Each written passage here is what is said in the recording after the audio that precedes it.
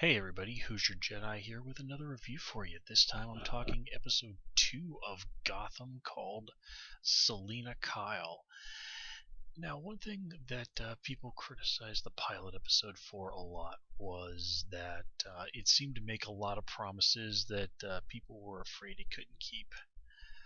Well, I think this episode shows that this show can probably keep those promises because, wow, there was a lot going on this episode. So let's just start talking about the characters and then we'll try and wind through everything. Hopefully, I won't forget anything. And let's start small with Christmas Allen and Renee Montoya. And it seems like Montoya is decided like Gordon's dirty, and I'm gonna take him down for the quote unquote good of Barbara, whose relationship with Montoya is still ambiguous, but I think we all know the direction that this is probably gonna go.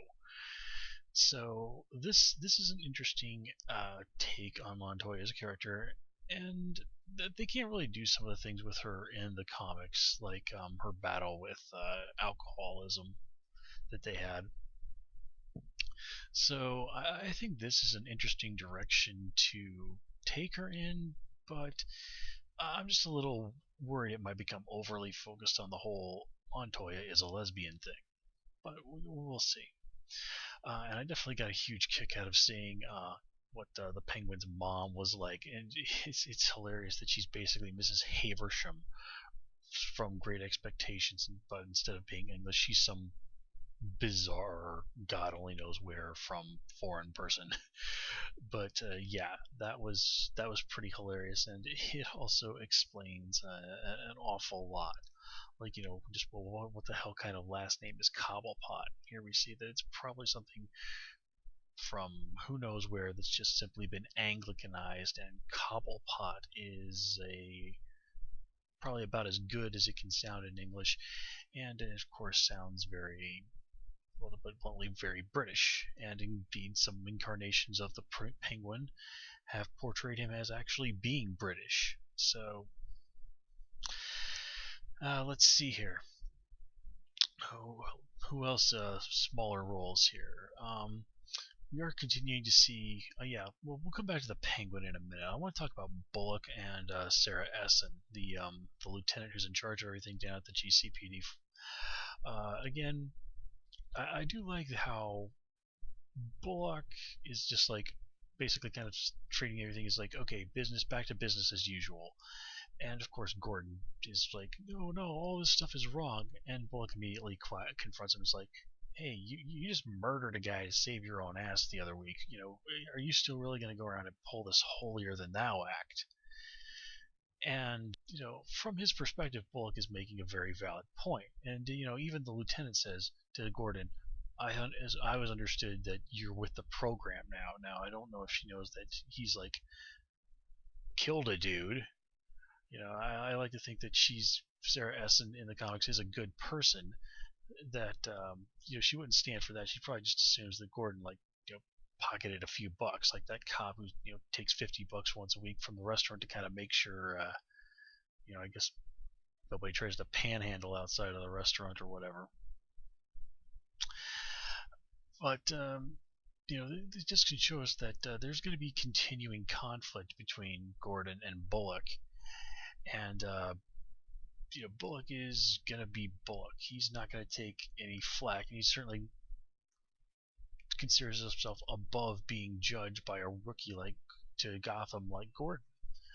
Of course, we all know that Penguin is still alive, and when that piece of information gets out, it's gonna be a shitstorm. And that's why I like what Penguin Oswald's doing right now. Is he's lying low, trying to get together some cash so that he can get some stuff going.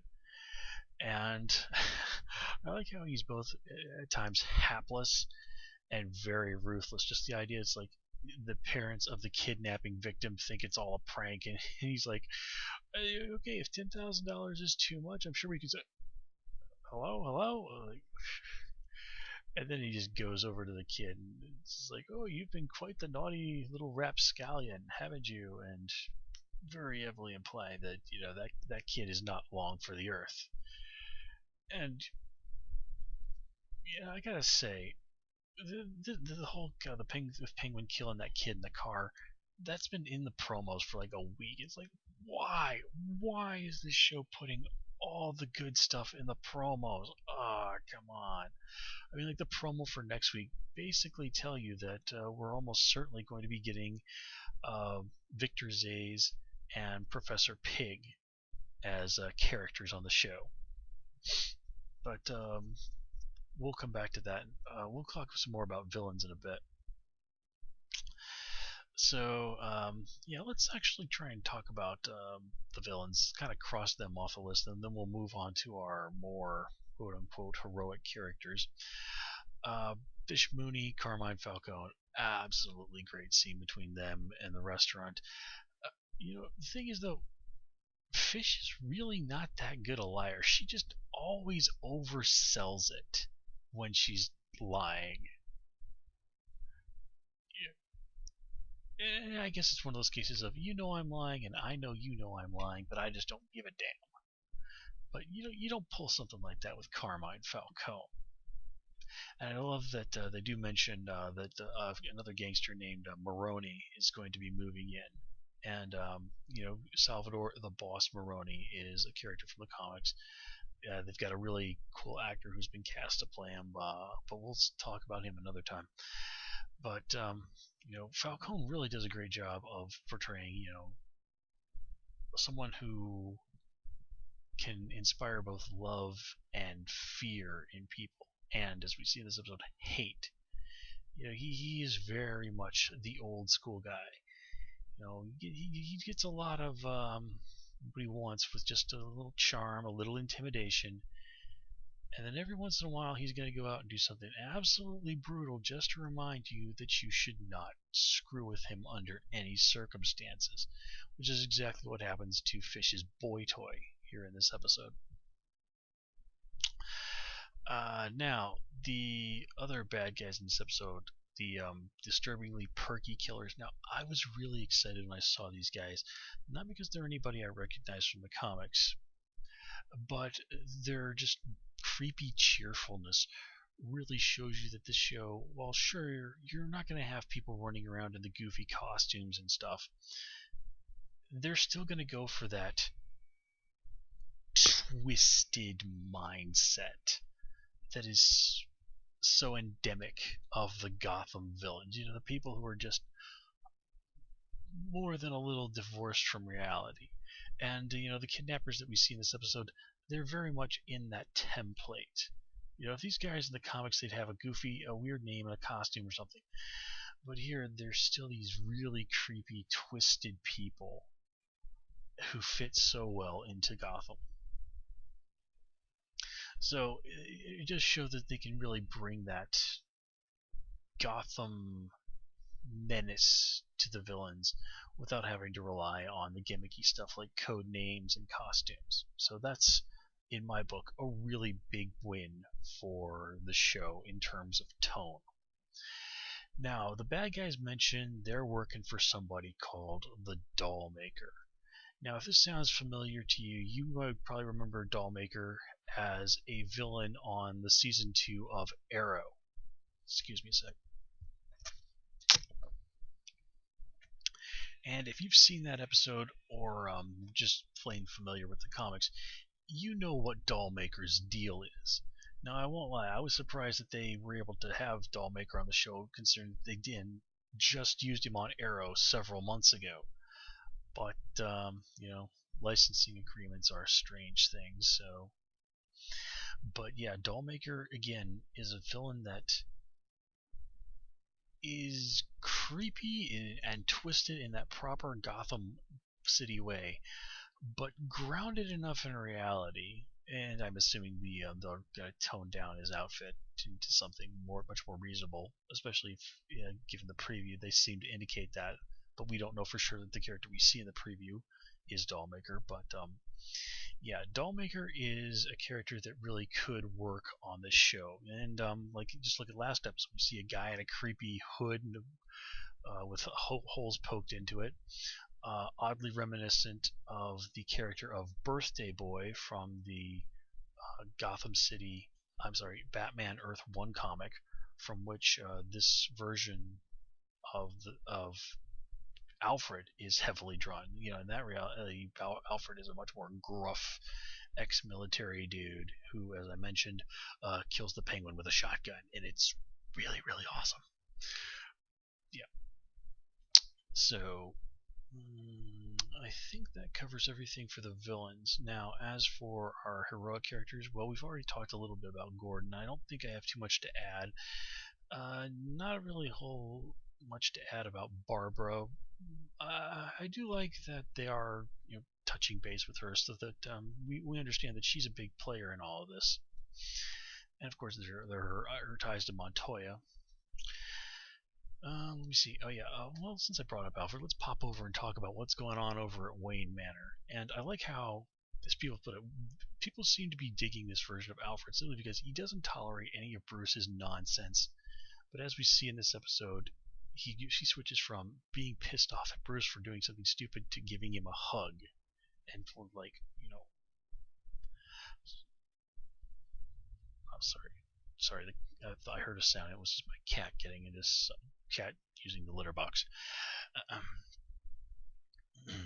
But he goes immediately from yelling at Bruce to basically giving him a hug and talking about how, like, I consider myself this boy's father. If his father gave me explicit instructions as to anything should happen to him. Cats are going nuts off to the side. Probably gonna start fighting or something. Sorry, folks. Keep distracting me. But anyway. Yeah, but getting back to things. Young Bruce Wayne. The kid playing him, I mean, the kid obviously has talent. I think he's taking a little while to grow into the role. There was some of his delivery in this episode that I thought was a little on, more than a little on the wooden side. But again, you're dealing with a very young actor. But there was other stuff that he was doing, which is like, okay, yeah, this kid's got chops. So again, I think it's just a case of give this kid a little bit more time. And I know and from what I've seen online, I know I wasn't the only one who was really pleased to see like young Batman with his headphones on, banging away to his music while drawing crazy stuff in a notebook. And the thing is, like, yeah, this is exactly what young Bruce Wayne would have done. And yeah, and you can't think of anything else to add about him. Which, of course, I guess brings us. Oh yeah, nothing really particular to say about Riddler this episode. Which brings us to the title character of this episode, which is, of course, Selina Kyle. Now, I was reading an interview with one of the producers where they explicitly stated that Bruce is meant to be 12, and in this episode it was clearly stated that Selina is meant to be 13 years old. So there's only a 1 year age difference between the two of them. And the actress that plays Selina, Carmen something, I can't quite pronounce it. She's got an unusual name. Well, basically, the thing here is, of course, that girls mature faster than boys. So she seems older than the difference that makes the age difference between the two characters seem wider than it is. Okay. And I gotta say, this girl is a gem. I'm really, really, really liking her. I mean, she's got that really great attitude, just exactly what you kind of would expect young Catwoman to be like, where she's just snarky and smart, knows how to play people. You can obviously see that those Catwoman skills that are going to make her the world's greatest thief one day are already well into play. But also in play are her more compassionate side, where she comforts and tries to give the crying kid some advice. Her determination to save the other kids, and apparently the kid who got away at the beginning was from That's So Raven and something called Corey in the House. I barely know what either of those shows are because I was born in the 20th century. So yeah, um, but as I said, this girl's a gem. She's everything I really could have wanted from young Catwoman. Uh, I'm just really, really blown away by her performance in this episode. And yeah, this is. I just can't say enough good things about this kid. And let's see. Yeah, speaking of Catwoman, how unlucky is this kid?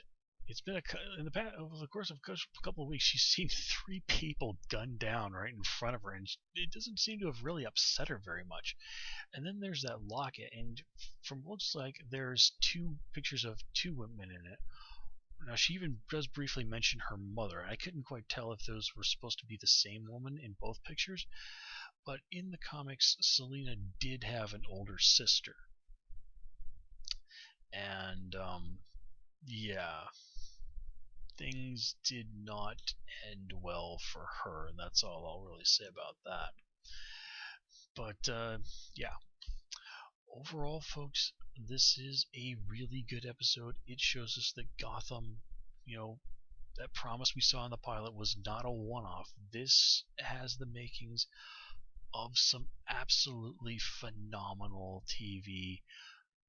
Probably, and I mean, if this show really does turn out to be everything that I think it could be, this is going to sit on par. This show really could sit on par with Batman the Animated Series as one of the all-time great incarnations of Batman, or well, the Batman mythology. We're probably never really going to get to see Batman in the show, or if we do, it'll be sort of like it's the way they did it with Smallville, where you get to see a little bit of Superman at the very end of the last episode. But yeah, this is just great stuff, folks. And speaking of having been born in the 20th century, growing up back in the 90s, it's sort of this is a world that with like the Avengers in the movie theater, something like this on TV, being able to walk down the streets in a Captain America t-shirt and not having people laugh at you. This is a golden age of geekdom that we live in, ladies and gentlemen. It truly, truly is, and we should all be grateful that while modern fandom does have its hazards, thank you, internet and Twitter, and God only knows whatever the popular blog app is these days. But it certainly is a vast improvement over the bad old days of back in the day. But let's leave it at that. Anyway, guys, that's all I have for you this time around. As always, please comment, rate, and subscribe. Of course, you can follow me on Twitter at Hoosier Jedi. And until next time, take care and have a good one.